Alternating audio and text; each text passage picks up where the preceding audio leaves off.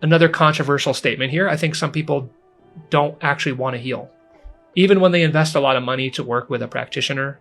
Now, why would someone not actually want to heal? So long as they remain in a state of chronic illness that might prevent them from having to face something very difficult in their life. They could be in a toxic relationship. They're not really emotionally ready or willing to face that or accept or overcome that. Maybe they've gotten used to, since a very young age, of the attention and the love they receive when they're unwell. And so, again, subconsciously, this has become sort of like a vehicle for receiving love and attention and affection from other people. And the thought of actually experiencing optimal health and wellness might be terrifying to them, because what if I lose that love or affection and attention and caretaking from other people? When I first became a functional practitioner, I made a rookie mistake of joining some of these online support groups for different autoimmune conditions. Sometimes I would chime in and make a little suggestion in there, like, hey, have you tried cutting out these inflammatory foods? Or have you tried this supplement? Not trying to diagnose or treat anything, just trying to be helpful. I get these replies very often, actually, something along the lines of like, how dare you? This group is not to offer actual real world solutions or suggestions.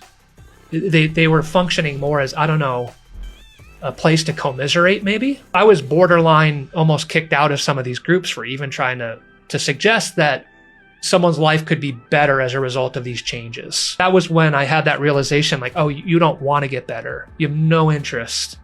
There's no interest.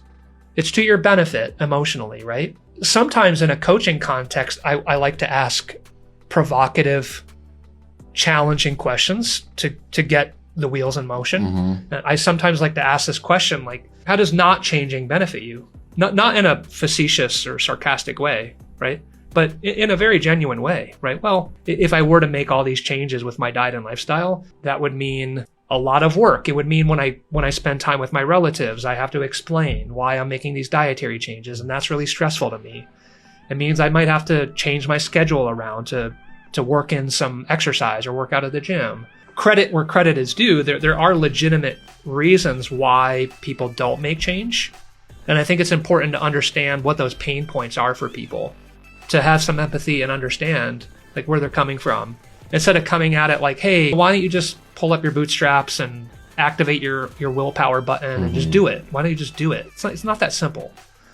So people do have real reasons for not changing. That's super powerful.